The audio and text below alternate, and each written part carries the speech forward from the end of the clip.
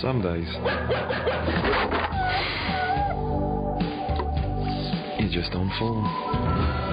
You take Sonic to level 6, you crack every game, you make all the right moves. How do you do that? Some days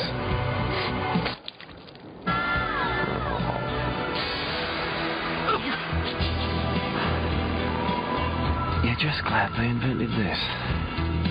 All you're good for is watching telly. How they do that?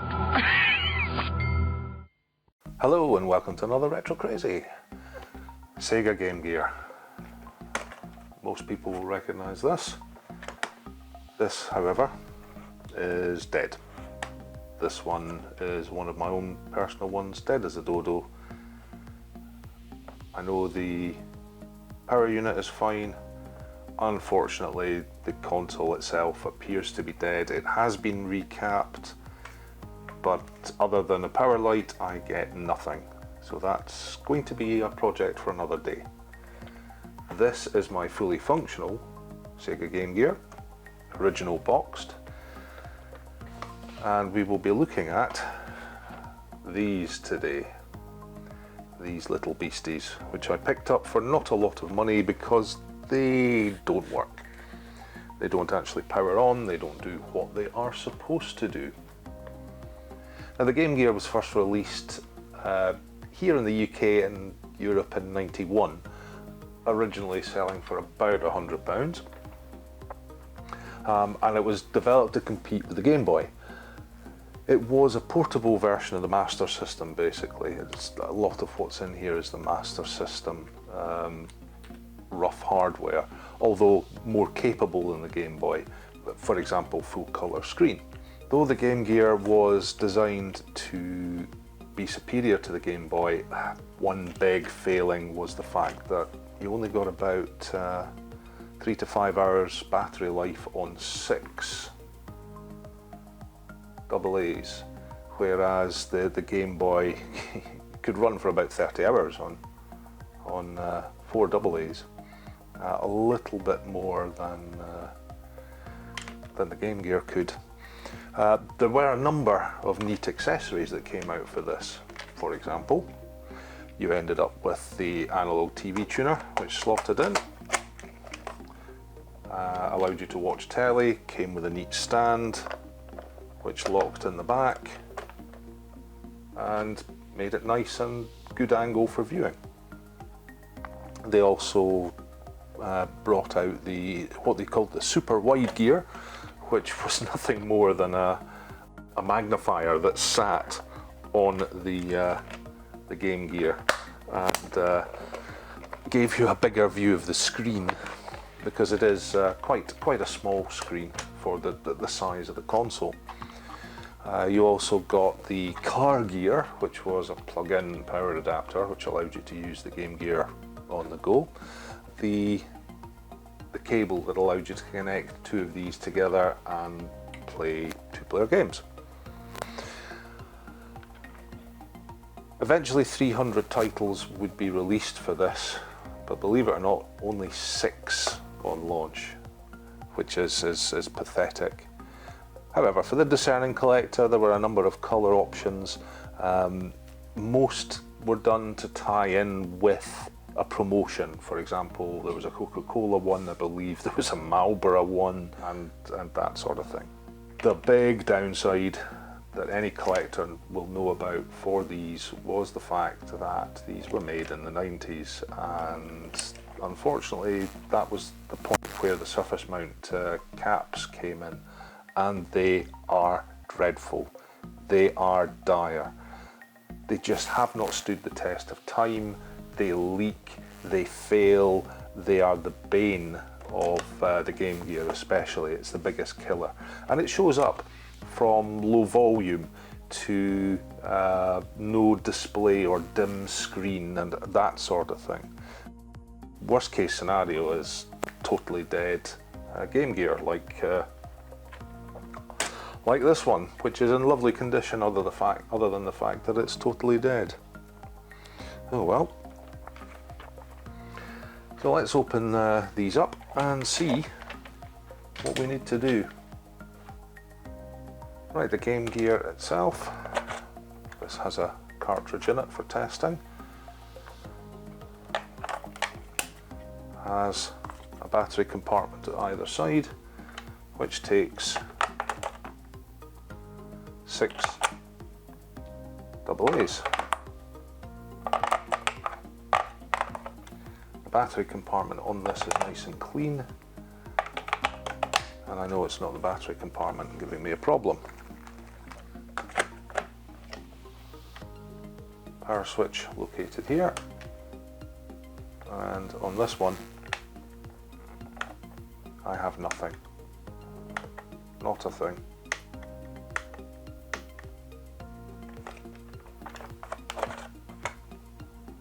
So this one is completely and utterly dead. We'll quickly pop these out and test the other one just to see if it's the same. I do have to say it's unusual to see one that's totally dead.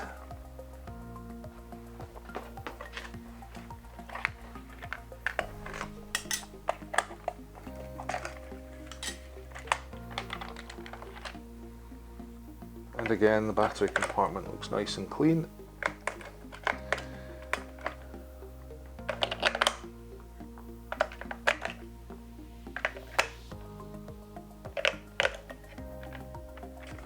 And on this one we get a display, but just lines. So we'll try just to see if we get any sound. Oh, now I can see a display. You may not be able to pick that up on camera.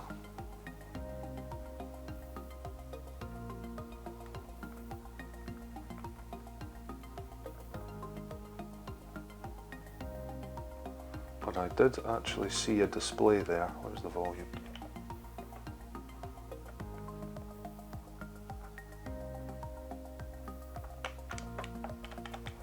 I could see text. That's maybe a backlight problem. It could still be the board.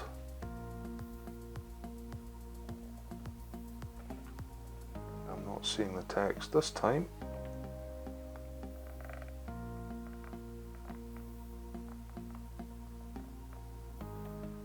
No, not seeing it at all this time. Produced.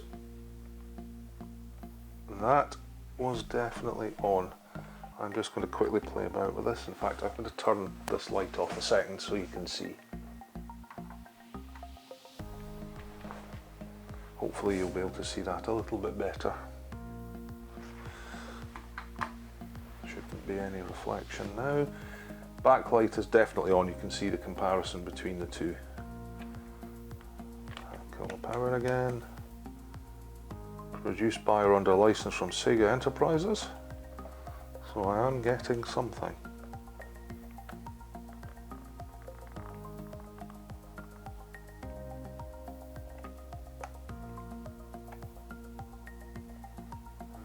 I don't think you're picking that up at all, which is a shame because it's certainly giving a display, but that display is very dim, and that's a classic sign of capacitor issue.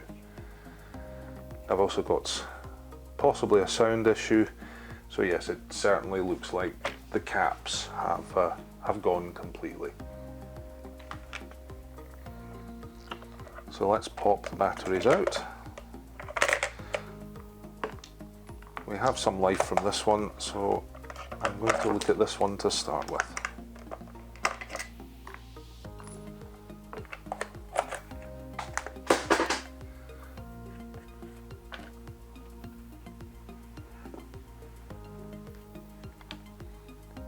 That sound is never a good sound. That is my microphone popping. Right, this one's going to the side. I'm going to look at this one. Now they are held together with 5 or 6 screws, 1, 2, 3, 4, 5, 6, and one game driver bit, which I happen to have ready.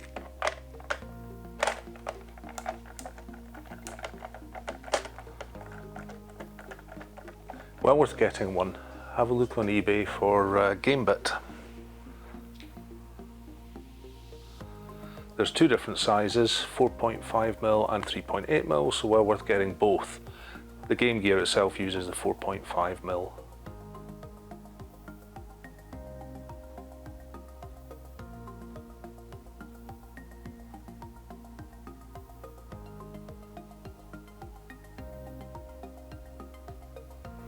If this was Perifractic's channel, he'd be using his wife's screw removal noises about now.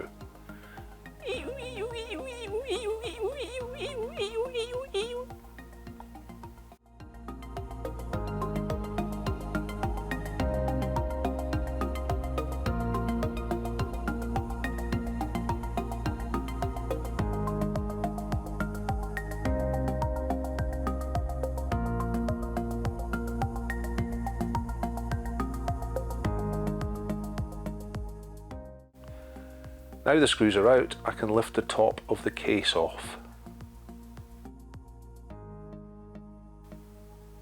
There are a number of connectors on the edge, this top edge, so just got to be careful. I can lift out the hand stay and just pop it to the side.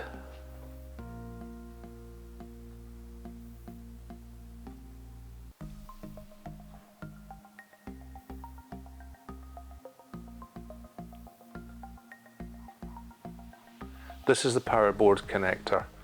We know the power board is working, though I will recap this. There are 2 connectors here. This is the audio board, and I'll definitely need to recap it. Carefully grab and wiggle out the connectors off the lower board.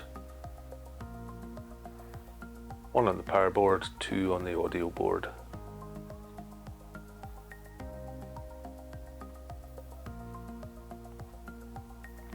You can clearly see the caps, though some are tucked under the shield. You can maybe see some of the pseudo surface mount caps here as well. I'm not sure you can see this, but these 2 caps are definitely wet. These have definitely failed, and it looks like I've caught them in time before they damage the board. You can clearly see the power board now, only these 2 screws hold it in place. Let me bring it in for a bit closer view. And the soundboard. You need to take off the shield by removing these 4 screws to get the board out from under here. As a reminder, there are 2 screws hold the soundboard in, one here and the other under the shield. Once removed, I need to lift the board back and out to clear the dial and the headphone jack. I don't need this lower at the moment, so I'll pop it to the side for now. It's not surprising the top of these caps were wet, as the caps are upside down when the Game Gear is lying flat.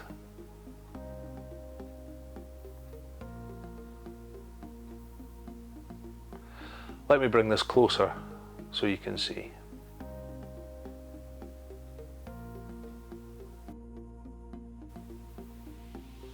I hope you can see that the top of the caps are wet.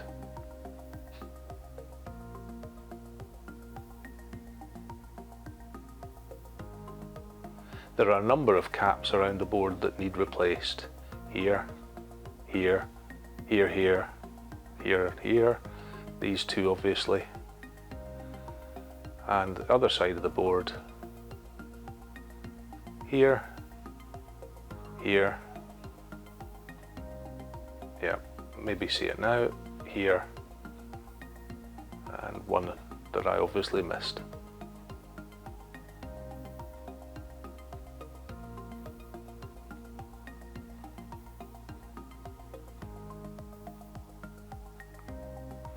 These are the pseudo surface mount caps. You can see the two pads they attach to, however the caps lie flat inside a casing. You can clearly see the top of the caps here sticking out of their casing. Again, an eBay search for Game Gear capacitor brings up a number of sellers. This is two different kits, the difference being one seller bags a kit in two and marks the bags clearly to show which does what. Choice is yours which one you go for. I'm going to use this bag first. They always make these bags almost impossible to get into. Yep, give me a second.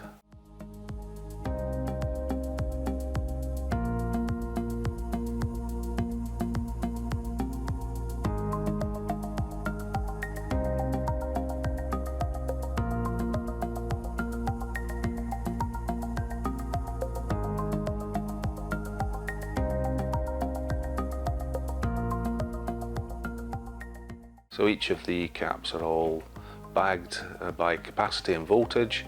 The seller has even marked them clearly with the quantity you should get as well. It makes finding them easy.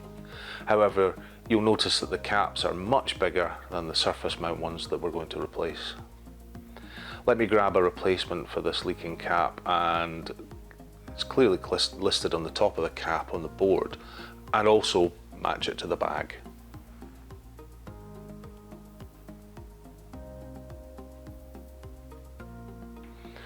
This is what's called a radial through-hole capacitor. Both the legs protrude through the bottom of the cap and normally get soldered through the motherboard on the opposite side.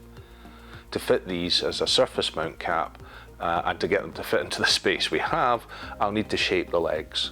Grab the legs as close to the can as you're able, then bend the legs over 90 degrees. Grab again after the bend and then turn them into a U shape like so.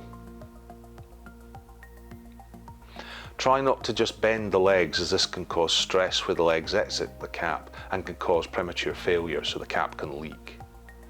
I'm using pliers that are far too big for this, but it's easier for you to see this on camera. I'll be cutting the legs shorter when it comes time to solder the caps, and this cap is ready for fitting onto the board, however. I'll be using this process for all the caps, and each one will be bent before being done. So let's remove the motherboard as the next step.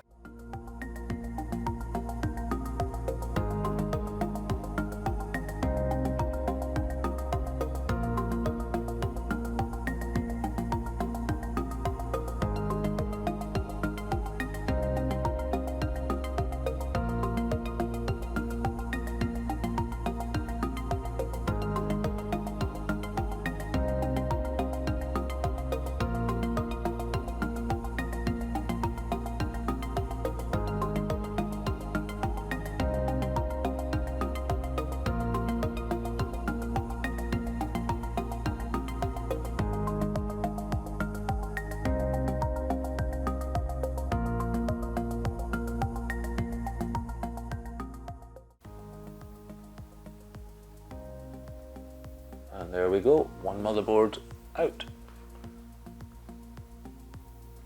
Now the main board is out, you can see the position of the buttons and pads.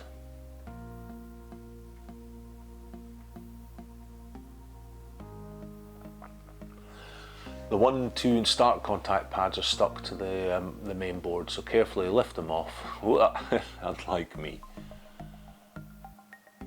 Ideally try not to lose them. I'll clean the pads with some IPA before reassembly. I'll also clean these contact points to save me having to open the Game Gear again later. They just push down onto the pads to make the electrical connection. I'm just going to remove the protective plug, and the whole top casing can be put to the side. Now the mat should be absolutely fine for working on. It shouldn't damage the screen at all. Now that that's back on, I will need to clean it once I come to reassembly. If you don't have a proper work mat at home, then microfiber cloth is fine. Just remember you're going to be putting heat through, so be aware of that as you're soldering and move this about, but lift, don't just drag. The last thing you want to do is damage this screen or this cable in any shape, form or description. What I'll be using is a very cheap purchase off of eBay. Doesn't cost a lot of money, but it's very handy for this sort of work. And all it does is go between the 2 points to hold the board.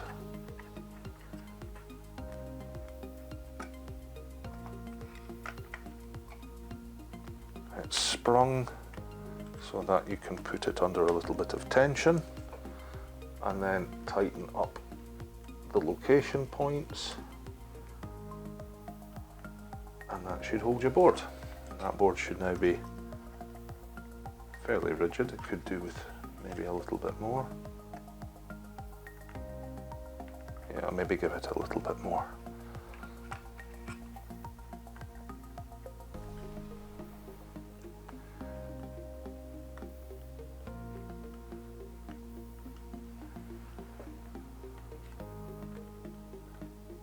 Like so.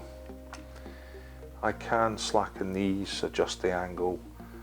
This is just purely for ease. I'm going to turn it so that you should hopefully get the best view. Now, the easy way is start one at a time. Don't just go at it like a bull in a china shop. You can if you wish. My preference is not to. But there are a number of them that are all the same value. So, for example, these are all marked exactly the same. So those three are quite clearly easy to do in one go. There's another one. So if you wanted, you could 1, 2, 3, 4, and you're done. Now, the way the sellers do these is this one is marked as SEGA Game Gear. This is the main board. There are a couple of revisions of the board. However, don't take them all out of the packet at once. You are asking for a lot of grief. Easiest way is simply go for the packet that you need at the time. I'm going to have a quick look at these and just see what they're marked as.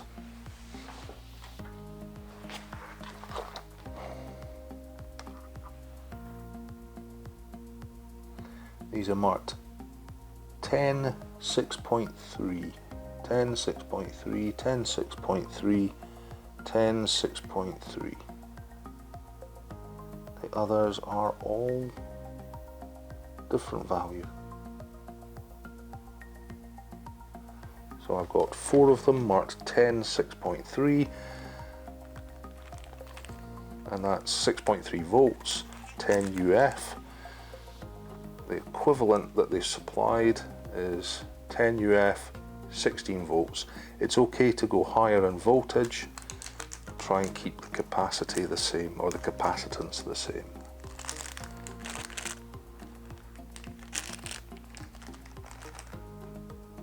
So 4 of them, quite small. And I'll be using my standard technique for this, which is to use a little bit of flux applied using cotton bud, or a Q-tip as the Americans say. I'm just going to take a little on and apply it.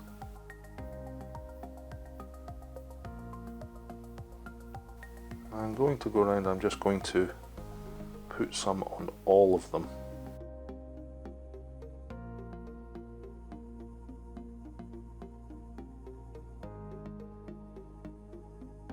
And are leaky ones. Now, it's not surprising it's wet there if you consider that normally it sits upside down, so it's leaking out and onto what would be the bottom surface. This one is particularly awkward because it's tucked right away in here. So we need to see how we get on here. Whether I actually have to take out the connector, see if it'll lift fully off. I actually can't remember how I did these ones previously. It's been a while.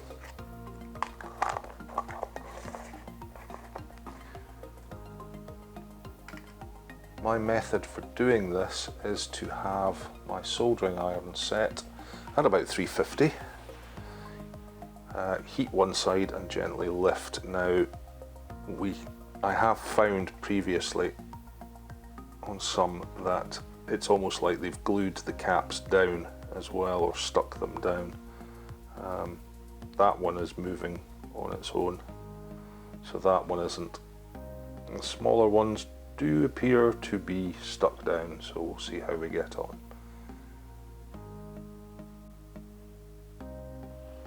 So set to 350, I'm about to say 250 there. Set to 350, I'm using a fine tip on the soldering iron.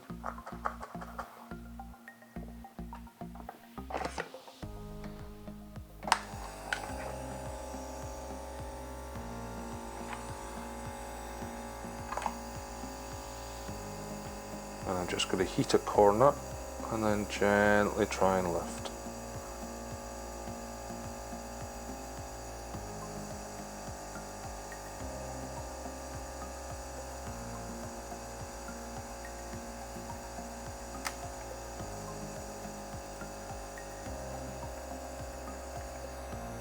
And that one's off. The crack you heard was the glue or whatever the adhesive they'd used to stick that down. So that's one. The next ones are a little bit more awkward because they're tucked over here and I'm right-handed.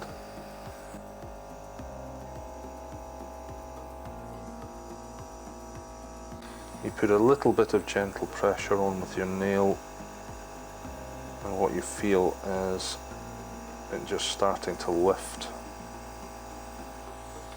at which point you can remove the entire thing, like so.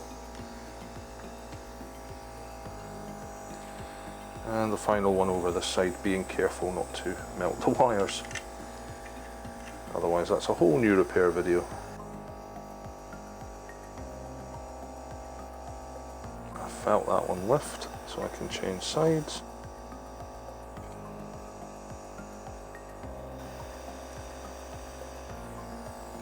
And again, that's it off. I'll give these a quick clean up while we're here, because we're going to put on some fresh solder.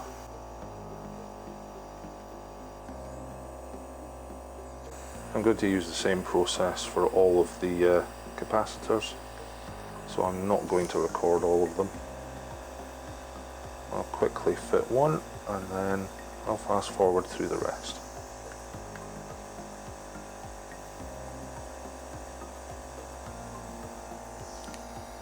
There we go.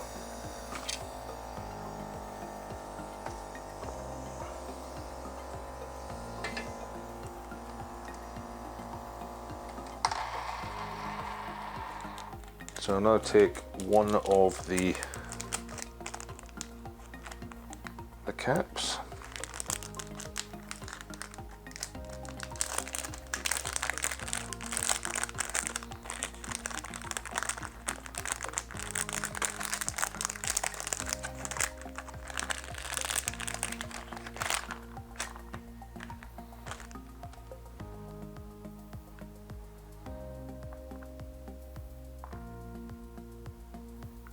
Go. Now, the circuit board itself is clearly labelled positive and negative.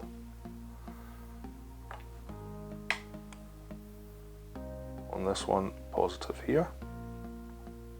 This one's got a small positive here, and this one should have a small positive here. So it's showing you which side. However, these caps, hopefully you'll be able to pick that up. Oh.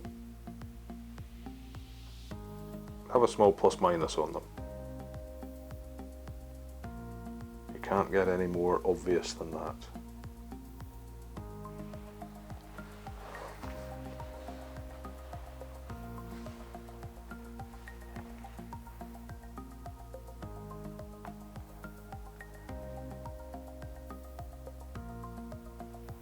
There we go.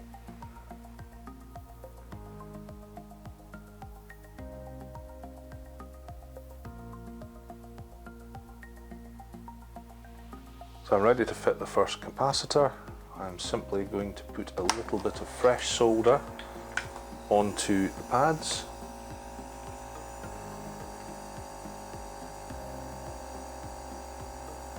Some much nicer lead based.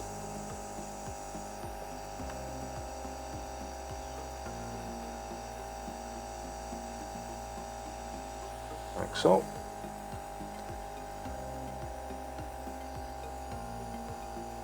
And this is the pre-done capacitor, which, if you're happy enough and you don't think you'll burn your fingers, you can fit this way, or alternatively get yourself a pair of tweezers. So there's one leg down, second leg, and then I'm going back to the first leg and pushing down just to make sure it's all the way down and secure. Once you're happy, that's it. First capacitor done.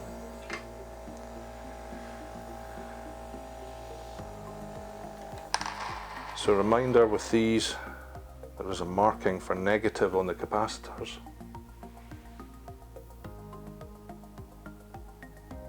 So follow that and we'll do the rest of the board.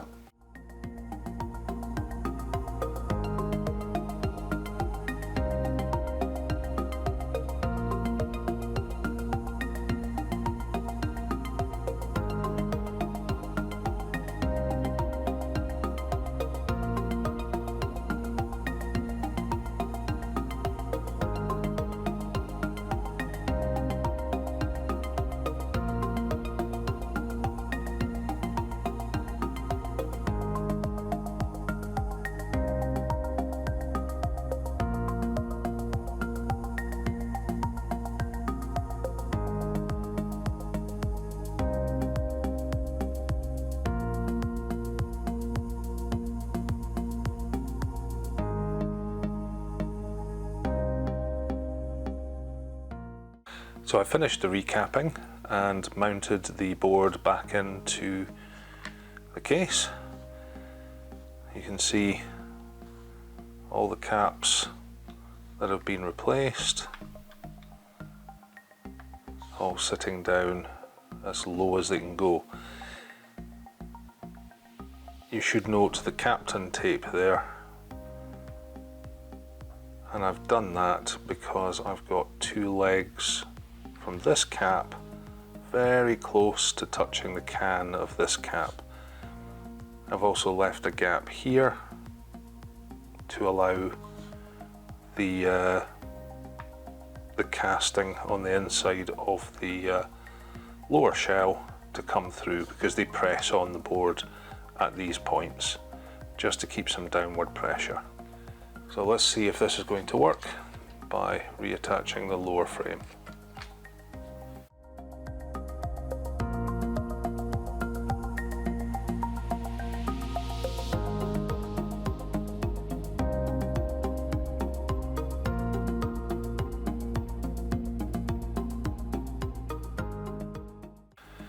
I'm just going to insert a couple of screws just to ensure that it's held together.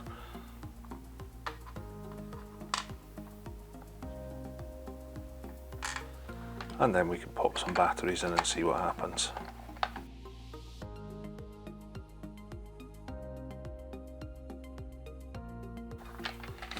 So if you remember, this one had power. I will recap the power supply and the sound because it was dead, but let's see if we've now got a picture.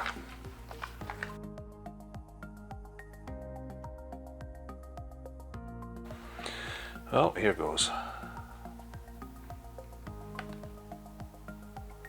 And I have a display. I can see a SEGA logo.